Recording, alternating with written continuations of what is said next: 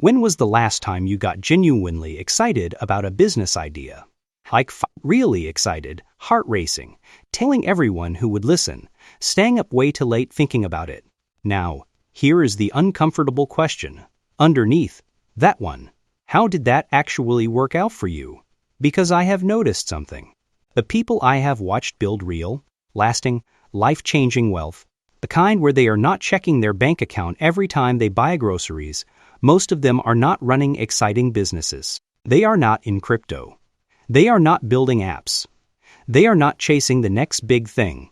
They are running laundromats, HVAC companies, pest control, parking lots, cleaning services, waste management routes. And when I first stumbled onto this, I honestly thought I was missing something. Like, surely these cannot be the businesses that actually move the needle. Surely the real money is somewhere more glamorous than that. Because that is what we have been sold, right? The exciting startup, the disruptive idea, the pitch deck, the viral product. But here's what I had to sit with for a long time before it finally clicked. That belief, the one that says exciting equals profitable, might be the single most expensive idea most people carry their entire lives without ever once questioning. Nobody teaches you this in school. They do not teach you that the boring idea often beats the brilliant one. They do not teach you that the business nobody wants to talk about at dinner is frequently the one making its owner more money than the one on the cover of a magazine. And that gap in your education, it is quietly costing people decades of potential wealth. Let me show you what I mean. There is a statistic that should genuinely change how you think about this. Traditional boring businesses survive at around 34.7% after 10 years, compared to only about 10% for most high-risk startups. Read that again. 1 in 3 boring businesses is still standing after a decade. Meanwhile, 9 out of 10 startups, all those exciting, disruptive, venture-backed ideas, are gone before the decade's even out. Think about what that means in real terms. If you pour 3 years of your life, your savings, and your energy into an exciting startup, you have got a 9 in 10 chance it is not around in 10 years. If you start a cleaning company or a pest control business or a storage facility, the odds flip dramatically in your favor. And I want to be honest with you about something before we go further. I used to find this depressing. So the answer is just run a boring business? That is it?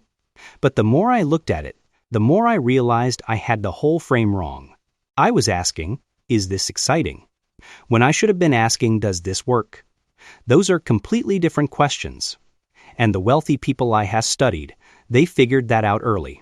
In an era dominated by startups chasing unicorn valuations and viral growth, a quieter reality is playing out. Many of the most profitable and durable businesses operate in industries most people just scroll past. And the reason they are overlooked is the exact reason they work. Here is the thing about boring businesses that most people skip right past. The lack of excitement around these industries becomes a strategic advantage. Flashy sectors attract attention, capital, and competition, which drives down margins. Everyone flooding into the exciting space means everyone fighting for the same customers, undercutting each other on price, burning cash just trying to get noticed. But the boring space? Few people want to run a pest control company or a waste management firm, which is exactly why the margins can be surprisingly strong. You are not competing with 100 other startups doing what you do. You are filling a gap that most people are too proud or too uninterested to fill. And that gap pays you. Now here is where it gets really interesting. This is the part most people miss because they stop thinking the moment they hear laundromat and their brain just switches off. These industries are often heavily regulated. And I know that sounds like a bad thing, but it is actually a deterrent for new competitors. The licensing requirements, the specialized equipment, the established relationships, they make it hard for newcomers to just show up and take your customers. Once you are in, you are protected. That moat, the thing that keeps competitors out, most boring businesses have it built right in. You do not have to build the moat. The industry builds it for you. Compare that to an exciting tech startup. Someone sees your idea working and within 6 months there are 5 copies of it. That is just the game. Exciting ideas are easy to copy. boring businesses with licenses, equipment, local relationships, and established roots? Much harder. At the core of every successful boring business is one simple principle.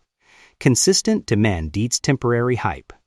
I keep coming back to this because it is the truth most people genuinely cannot accept. We are wired to chase hype. We are surrounded by stories of overnight success. Social media is basically a highlight reel of the lucky 10% who made the exciting idea work. We never see the 90% who lost everything trying. Boring businesses do not make that highlight reel, but they quietly make millionaires. Take Waste Management Inc., a company that handles garbage collection and disposal.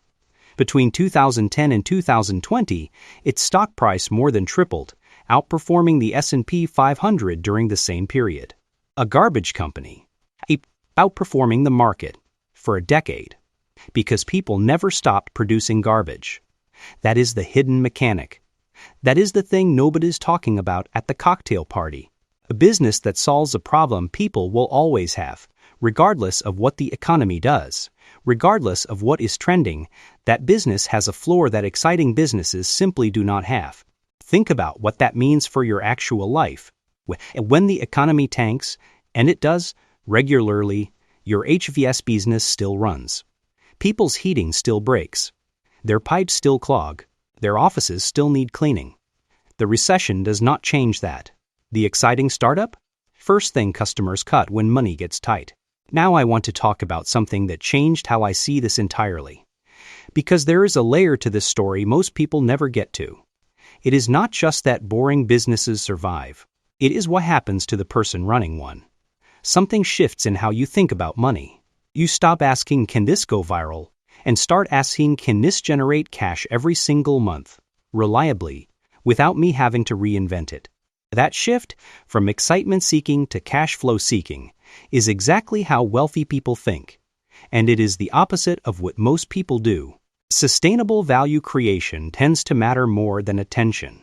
That sentence explains so much of the wealth gap between people who build it and people who do not. The tension is seductive. It feels like progress. But it is not the same thing as value. A boring business forces you to build value because there is no attention to hide behind. You cannot go viral. You cannot get a TechCrunch feature. You just have to be genuinely good at what you do, show up reliably, and take care of your customers. And it turns out, when you do that, in an industry most people ignore, the money follows in a way that is actually sustainable. And that right there is the whole game. The boring business teaches you the actual rules of wealth. Not the myth of it. Not the Instagram version. The real thing. You learn what cash flow actually means. You learn how to manage costs. You learn what a good margin looks like. You learn how to build recurring revenue. Customers who come back month after month, without you reselling them every time. Recurring revenue. Local dominance. Asset value. These are the building blocks of generational wealth, and boring businesses are one of the most accessible places to actually learn them. Here is another thing worth saying out loud. Most established players in boring industries, your local HVAC company, your neighborhood waste hauler, are still relying on billboards, directory listings, and referrals from relationships built decades ago. That is your opening. If you are comfortable with social media and Google, you already have a meaningful advantage over the vast majority of your competition in these markets. And this is the part that genuinely gets me excited. I know how ironic that sounds. But think about it.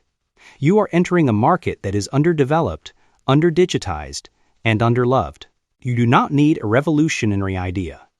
You win not by inventing something new, but by doing something old better.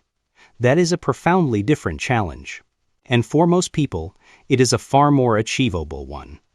America is in the middle of what some call a great wealth transfer, with baby boomer business owners looking to retire. Nearly 10 small businesses change hands every quarter in the U.S. alone, with millions more expected to hit the market this decade. So right now, there is an enormous wave of established, proven, cash-flowing boring businesses that need new owners. Not new ideas, new operators. I want you to really sit with that. The opportunity is not to invent something. The opportunity is to step into something that already works.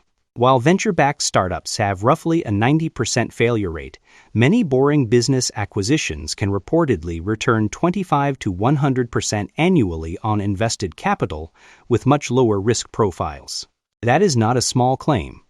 That is a staggering number. And the reason it does not get talked about, there is no glamour in it, no founder story, no press release, just a person who bought a functioning business, ran it better than before, and quietly built real wealth while everyone else was chasing the next unicorn. Most people spend their whole lives waiting for the exciting idea that justifies going all in, the one that feels worthy of the risk. And while they are waiting, the opportunity in the boring idea just sits there, steady, undervalued, available, and someone else takes it. The shift that changes everything is not finding a better idea. It is questioning whether the idea needs to be exciting at all. Businesses that solve everyday problems with straightforward solutions consistently outperform flashier ventures in long-term stability and wealth generation. That is not opinion. That is the pattern. Across industries, across decades, across economic cycles. You do not need a revolutionary product. You do not need to disrupt anything. You do not need venture capital or a pitch deck or a viral moment. You need a problem people will always have, a solution that works, and the willingness to show up in a space where most people will not. But people building real wealth. Not the performative kind, not the leverage to the hilt kind. They figured out something most people spend a lifetime trying to unlearn. Boring is not the enemy of success. Boring, done well, in a market people need, with recurring revenue and low competition, boring is the strategy. And once you see it that way, the whole world looks different. Not every business has to be exciting to change your life. It just has to work.